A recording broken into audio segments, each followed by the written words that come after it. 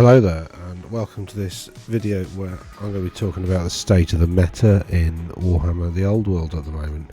We've had a few games come in, so I thought I'd just show you how to also find the data, and then I'll show you some data that I've put together and compiled. Just out of interest, what I've done is I've copied like the event from results from Best Coast pairings, and I've asked ChatGPT to put it in a table for me so that I can essentially just copy and paste this table and create my own spreadsheet. So ChatGPT is really useful for sort of simple tasks like this, so I just thought I'd perforate. Oh yeah.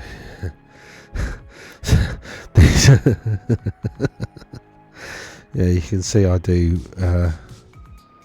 yeah, various bits and bobs. Anyway, that perforated power of attorney, that was me trying to work out why, like in the UK we have these documents called powers of attorney, and I was just trying to work out why they're perforated at the bottom, because it's the only like official document that has a perforation at the bottom. But anyway, that's irrelevant. Cool. So essentially you go to play, event search. It's quite simple. You need to put a location, so do you want it to be online only or any?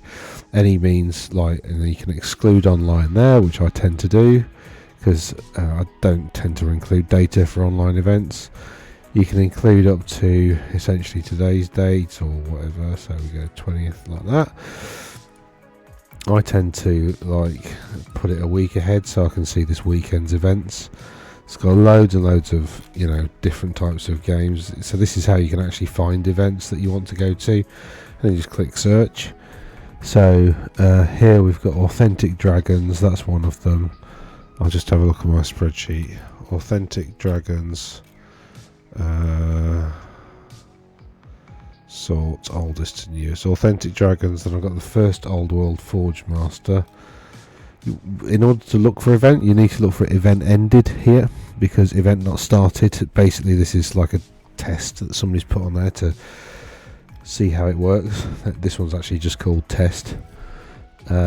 Primo Torneo, that was in Italy, which means the first tournament. Then you've got, that one's a 1250, so I didn't include that. That I didn't, no, hold on a minute, there's one. Yeah, I'll put that one in. Basically, my cap for players is 10, so if there's fewer than 10 players, I don't include it. I think I included that one. Oh, I didn't include that one, I don't think. San Diego. Nope. Oh, 8 players, that's why. One player, 16 2d6. That's this weekend. All right, cool. So we've got. Have I got 5 events? Authentic Dragons, First Old World, Primo, Welcome to the Old World was another one. There it is. That was the biggest one we've had so far with 23 players. All of these are 3 rounds, so. Well, once we start to get a good number of 5-round tournaments going, I'll stop recording data for 3-round tournaments and just look at the 5-round tournaments, because they're a bit better in terms of like robustness. But whilst we've got some 3, whatever. So then you go to the event. It's you know, it takes you straight to the placings. List unsubmitted. So some of these, like, you can't see the lists, which is annoying. I don't know whether any of them have a list. If you just get a roster, you can see this little red icon there. That means there's no list. So that one, we've just got the data. We've got a few lists, but not one for everybody. Annoyingly, the High Elf guy who won it. So what I'm going to do is I'm going to look at High Elves, because people have been saying, oh, it's just High Elves with dragons. Don't know why I did the voice. This one is unsubmitted. Have we got many? No, that one's got no list submitted. This one's got no list submitted. Basically, with Best Coast pairings, when you set it up for an event, you can. Quite a few people dropped out of that one, didn't they? Yeah, so with this software you can basically do it so people have to submit their lists like a week before the event, so that the event organisers can then check them, which is pretty sensible. So that Dwarf Mountain Holes, that was one that won, so we'll have a look at that. Warriors of Chaos was one that won 2 games, so I'll have a look at that. I'm looking for High Elves, really. Nope. Okay. No. So we're back to this one, really. Was there another High Elf player who did quite well? No. In fact, it's often a good idea to look at the ones that didn't do very well, just to see what's not working. So, cool. So let's have a look at a couple of Tomb King lists. That one's, the software's not working because it comes up with a Wood Elf list. I think Brandon and Brett we can have a look at. Yeah, so let's have a look at those. So we got Tomb Kings. We got the Chaos one that didn't do so well. I'm sure I saw a High Elf list that didn't have a dragon in that had done quite well. It must be in a tournament I've not. Which one? BKG Old World.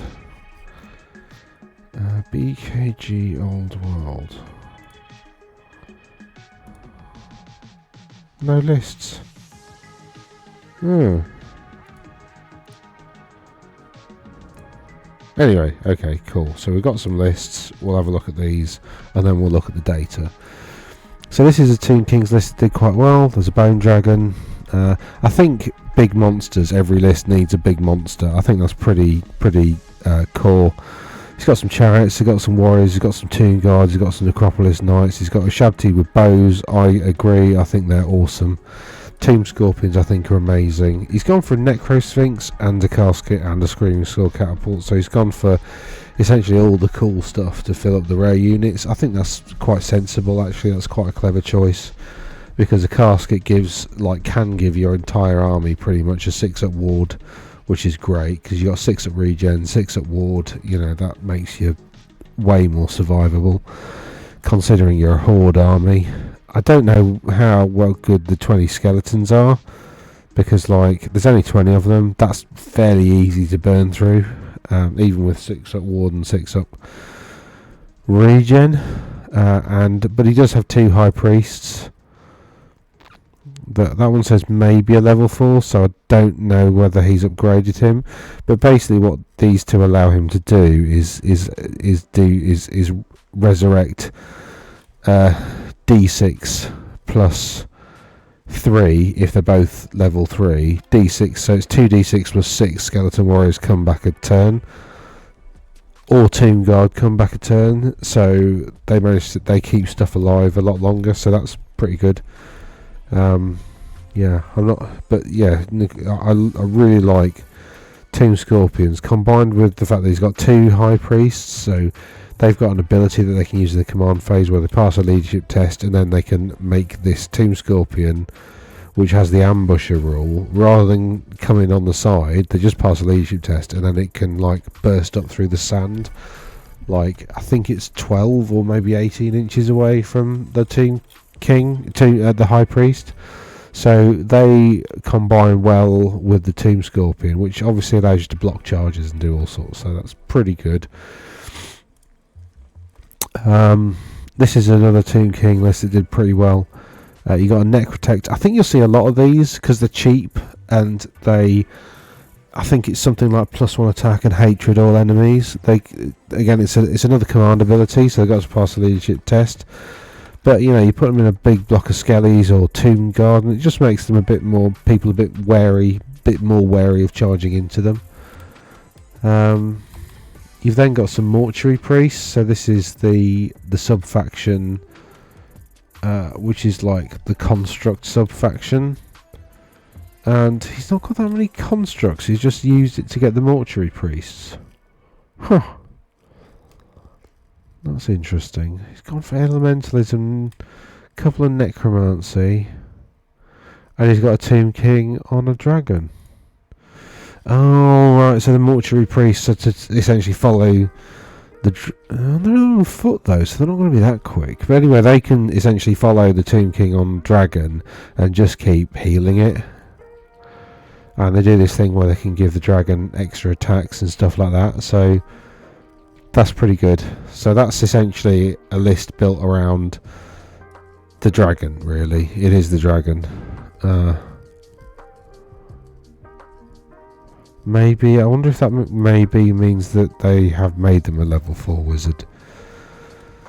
This is why, I mean, these are 3-game tournaments, so they're a bit more casual 3-gamers, but 5-game tournaments, they really need to be making people submit the lists like a week in advance, just so you can go through and check them, you know.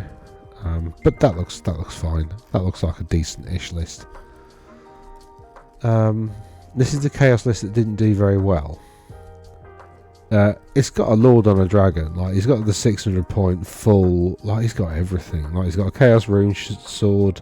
He's got the Crown of Everlasting Conquest, which gives him a 5-up regen as well. So he's got essentially a full plate shield. So he's got a 3-up armor save, a 5-up ward, a 5-up regen, and you're re-rolling 6s to hit against him. And he's got a lance, and he's got this. Oh, that's interesting. You can't use a lance. Chaos Rune Sword's magical, so he has to use the Chaos Rune Sword. So that lance is wasted points because you have to use a magical item if you've got one. You can't use a mundane. Yeah, and he's got a level 4 wizard with demonology, obviously. Mark of Chaos Undivided. That's a curious choice. He's got 5 Knights of Khorne, that's sensible. Then he's got 20 warriors. Yeah, I don't like warriors, I think Chosen. Knights are okay because you can give them Khorne. And you can just about control. But then he's got no dogs to screen them or to whatever. 4 Chosen Knights drilled. Mark of Khorne again. I mean, that's going to be a problem. I mean, yeah, it's loads of attacks, but it's going to be a problem. He's got a Spawn of Nurgle, which I think is like poisoned attacks or something. But then he's got a few chariots. Chariots are quite useful, although I'd never seem to have any spare points for them when I'm writing a chaos list. But that's an interesting chaos list. Yeah, I'd be interested. I mean, I'd love to have watched those games, to be honest, because I don't know why he's done so badly, because that's not a terrible list, I don't think. It's got, it's got all the elements you need, really. It's got something to do a bit of screening and something to get in the way, to block your own charges, really. It's got some really heavy hitting thump and grind units, and then he's got a big block of warriors, so... yeah, don't know why that didn't go so well. He's given the champion Favour of the Gods, though. Champion can't roll on the Eye of the Gods table because it doesn't have Eye of the Gods. So why give it that 5-point model item?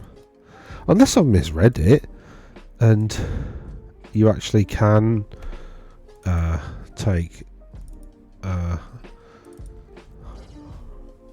of the Gods. You can characters, but where is it? Where's the special rules there? During a character with a special rule, yeah, I don't think champions have it. Warrior, yeah, champion doesn't give.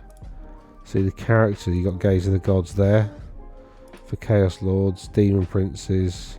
I think they've also got it. Gaze of the Gods, Gaze of the Gods. Yeah, so it's just like the characters. So I don't know why that's got it, but that's interesting. Then we've got this High Elf list that's done again quite well. It's won 2 games, but it lost a game, so it's not. It's got the Star Dragon, obviously, Blood of Kalador, which you need to stick your general on dragon. It gives you plate armor for more or less free. So the plate armor, shield 3-up. He's got the Dragon Helm, which makes it 2-up. Seed of Rebirth. Giant Blade is like +1 strength and an AP and multiple damage 2 or something. Armor of that's an interesting one. I think that's... ooh.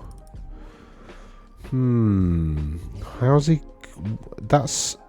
I think that one's light armor, isn't it? Am I misremembering? Armor of Calador is full... Oh, no, it's full plate with a 5-up ward. Yeah, he's already got full plate, though, so why not just pay 30 points for... Because he should just take... Hold on a minute. He's got Dragon Helm. He can't do that. See, again, this is why you need to... If you're running an event, why you need to check. Because he's got 2 magic armors, and that neither of them have this asterisk. So if it's... Here it is. So if you've got that, that means multiple characters can have it. And it also means you can have that and another. So you could take the Opal Amulet and the Lawmaster's Cloak. Because these are, like, so common. I mean, you'd want an Opal Amulet, because if you want a dragon, you get a 6-up against a monster slayer. So somebody with monster slayer rolls a 6-up to wound against your knight, 6-up to wound against your dragon. Your dragon's dead, but you can take ward save. So you take the Opal Amulet, or just one of them you'd need, so that when that happens, or if that happens, you can just 2-up ward it away. And actually, I think the one in the normal list is like 2-up ward save against like you're losing your last wound, so that one's even better. And he's got Seed of Rebirth. Is that one of theirs, or is that like a generic one? Seed of Rebirth. Here it is. Regen 5. Oh, okay. Well, and that's common as well. Wow. I mean, High Elves have got so many tools. So he's got... yeah.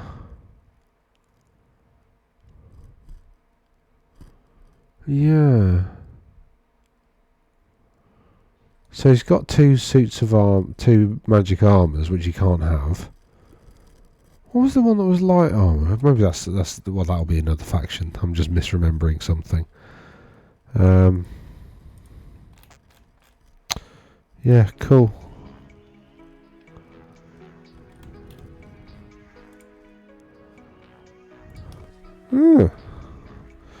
So yeah, I'm not sure what's going on with that list really. It's a bit... So that's interesting. So he's got a 5-up ward, he's got a 5-up regen save, and then he's got the giant blade for doing a bit more damage. But then he's got an illegal configuration of magic. But you wouldn't want both of those anyway. Like, I think Seed of Rebirth was common, wasn't it? Yeah.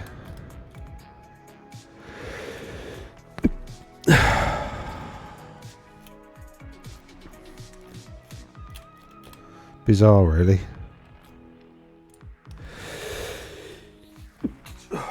Pardon me. Right. Okay, cool. So that's the high elf list that's done quite well. Again, there's a dragon, but I'm not, and then he's got this archmage, so level 4 archmage, again with the Seed of Rebirth, so he's got a 5-up regen on the archmage. Sigil of Azure, yeah, that's all quite good. He's given it the Elven Honor Sea Guard so that it can go and sit in the Leathern Sea Guard, which is given the Lion Standard 2, which is automatically pass any fear or terror. And what was the other artifact he had? Sigil, single use, so it's a proper dispel scroll. Okay. And he's gone Sigil of Azurian and Silvery Wand. Knows 1 more spell, so it's basically a level 5 wizard in terms of... So he's got 5 spells. And then he's got 2 units of Sea Guard, and then a big block of Phoenix Guard. And a Battle Banner. So this has the Lion Standard, so Fear and Terror, reroll. That has the War Banner, so +1 combat res. And that has the Battle Banner, which is... I think plus D3 combat res, isn't it? I think. I'm not sure. Battle Banner, D3 combat res. Yeah, so he's gone for all the sensible things. And then he's got 2 Eagle Claw bolt throws. Bolt throws are like the best war machines in the game. So that's that. That's a pretty good list. I mean, you pretty much know what's going to happen. These 2 are just going to sit back with the Archmage and the Phoenix Guard, and the Dragon's just going to roam around the battlefield picking stuff off. and the Eagle Claw's going to do the same until the enemy closes, and then it's got a level 4/5 wizard to deal with, who's got a Sigil of Azurion, so can sort of turn off your key spells, and then he's got Sea Guard to keep peppering you with shots, and then some Phoenix Guard to basically take a hit, because I mean, Phoenix Guard are pretty tough. I think they've got full plate armor, so they've got a 4-up save. They've got drilled, which is amazing. They've got Witness to Destiny, and they have Ceremonial Halberds, which is +1 strength and fighting extra ranks, as far as I can recall. +1 strength, AP1, armor bane 1, fighting extra ranks, and the magical. So yeah, but it can't make supporting attacks during a turn in which it's charged. But I mean, you know, it's all pretty good. I mean, arguably, supporting attacks is better than +1 attack, because if you die, you still get your second rank, don't you? Yeah, so, and it has a 6 at ward save, so it's a pretty good, pretty good unit, and not expensive. 16 points, 17 points with drilled. That's not expensive for that stat line, really. So they're cool. Plus they're at like initiative 6 on the turn they get charged because of elven reflexes. So they're probably even going first even when they're charged. So they're great. Okay, so then we've got this list, which is a Wood Elf list, which I thought was quite an interesting one. Because it only has one character. Oh, this is 1,000 Old World RTT. It was 1,000 point tournament, was it? Oh bugger, I missed that. Well, actually, a level 3 wizard in a 1,000 point game is pretty powerful. Okay, so no need to. Oh, Phoenix Guard. What's his? This is a high elf list. Sorry, I thought it was Wood Elf. I don't know why. Yeah, alright, well, we'll ignore that. So these are all 1,000 points, were they? Ah, that's Old World RTT, isn't it? I'll have to get rid of that out of the data then. That's annoying. I thought I'd check that, but obviously I hadn't. Old World RTT, which was taking place in Florida. Only 1,000 points. Delete. Right. And then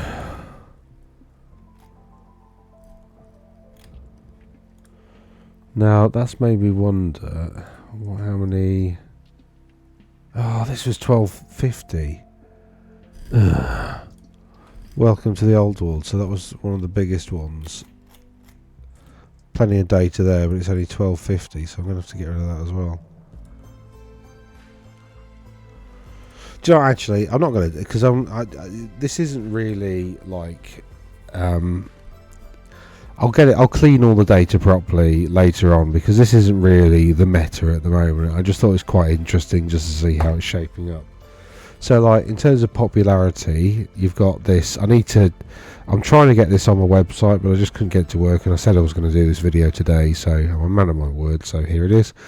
But anyway, the most popular factions are Bretonnia, Khemri, Dwarfs, and Orcs and Goblins.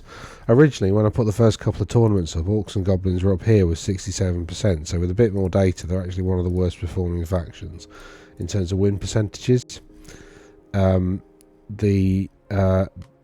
I'd say discount these 4 because there's not really enough data. Beastmen, actually, that's 6. That's a good amount of data. So Beastmen are doing quite well in terms of win percentages. I thought they would, because they felt like they're Dwarfs and Dwarven. Now, actually, there's a duplicate there, isn't there? Dwarfs and Dwarven Mountain Holes. So that should be all together.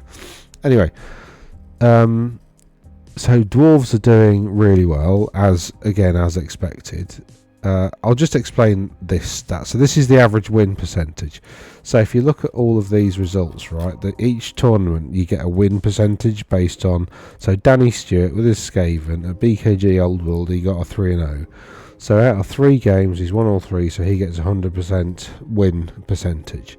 Then we also look at the rank percentage as well. So win percentage is good, but there's a lot of like here where there's 2 wins. So High Elves, Dwarves, Warriors and Tomb Kings all get like a 67% win percentage. I'm going to do another score that takes account of draws, because there's a lot of draws actually going on. Like there's, in this tournament here, which only had 20 players, 4 players managed to 3 players managed to draw a game. There was one tournament down here. Here we go. Callan Gendel, welcome to the old world, managed to draw all 3 of his games, which is amazing. So actually, there's a lot more drawing going on, and so I need to do something to take account of that really, and so we've got some useful data for that. But anyway, you got the average of the win percentage. Again, this is just showing you what I'm going to be doing with the data. I need to work out a way of accounting for draws really, like maybe assign points. So like, I don't know, a 3 for a win, a 1 for a draw, and a 0 for a loss or something, like soccer or whatever.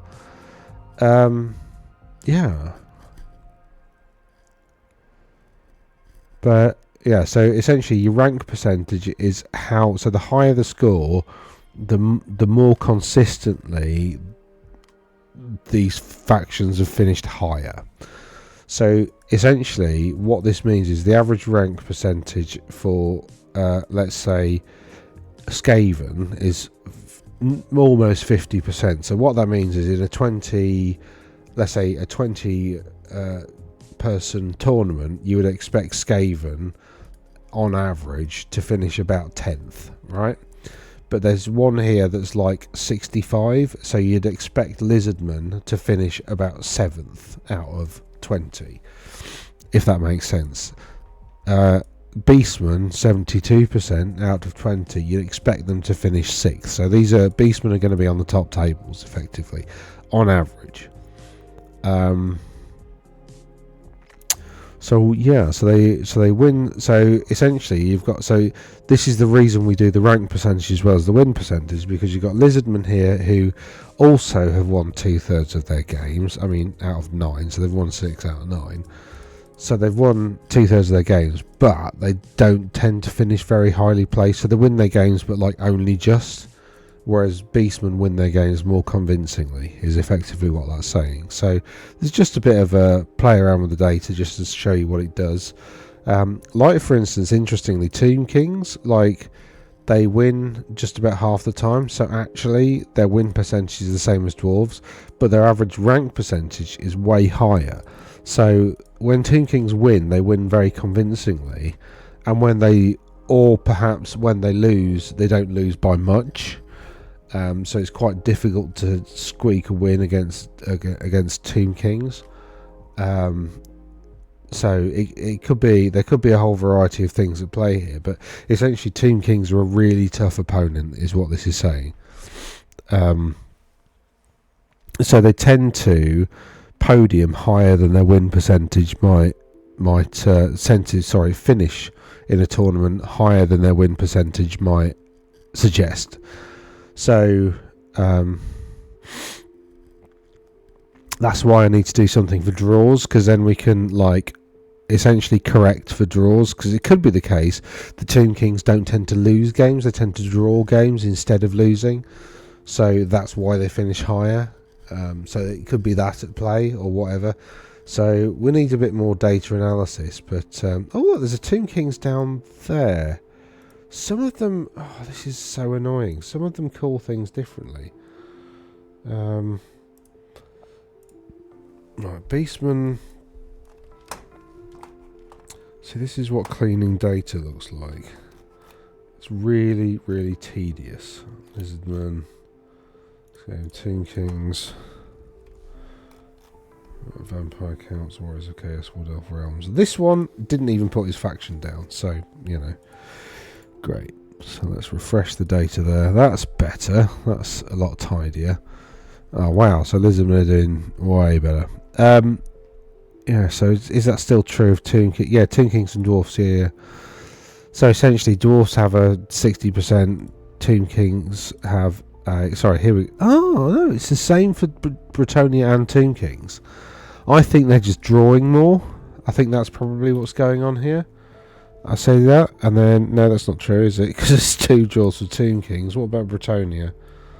It's 2 draws for Bretonnia, so that's not happening either. They must just be, so effectively what that means, and this is why I need something about draws in here. Maybe just average of draw percentage. That might make sense, mightn't it? Anyway, so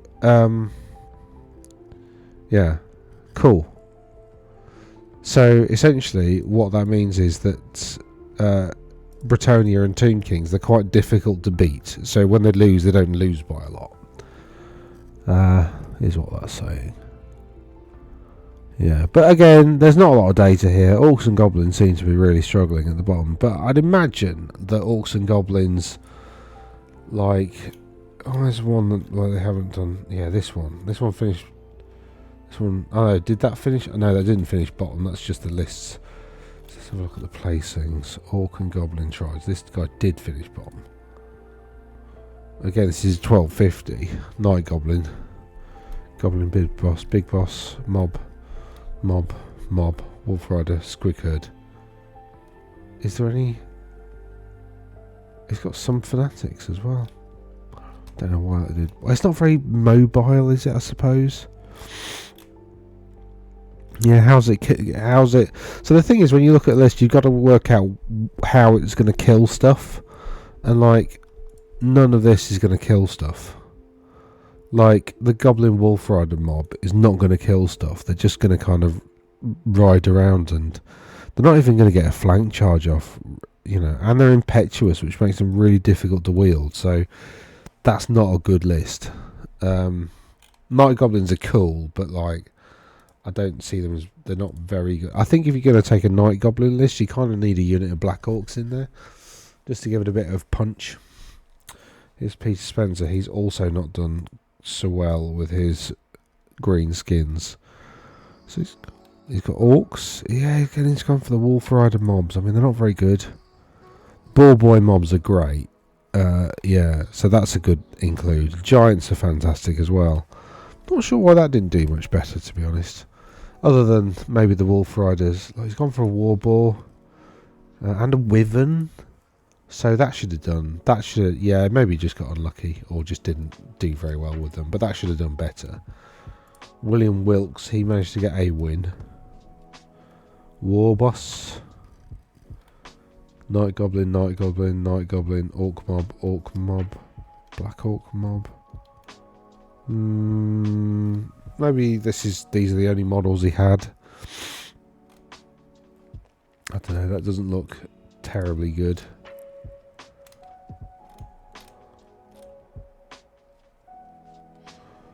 Whereas this one won the tournament, even though it's Steed, Chariot, Warriors. Yeah, Horse Archers I think are great. Tomb Scorpions, again, they're pretty good. Necro Sphinx, that seems to have come up a few times, so be useful to keep an eye on that, really. So yeah, I hope that's been useful. I hope that's shown you like where to look for stuff and where to find out what's good at the moment, and you know what's doing quite well, and also how to. I'll have to do another thing on how to actually read a list and what you're actually looking for to see whether something's going to be competitive or not. Bastiladon, they're great. Solar Engine, yeah, obviously. Not sure about Chameleon Skinks. I've not really looked at them, to be honest. But yeah, that looks quite interesting. But again, it's at 1250, so yeah. So I hope that's been useful. If you've got to this stage of the video, I hope it's at this point it's good enough for me to have earned a subscription off you. If you like the video, and I'll catch you around soon. Toodaloo. Oh, I missed the stop recording button. Bye.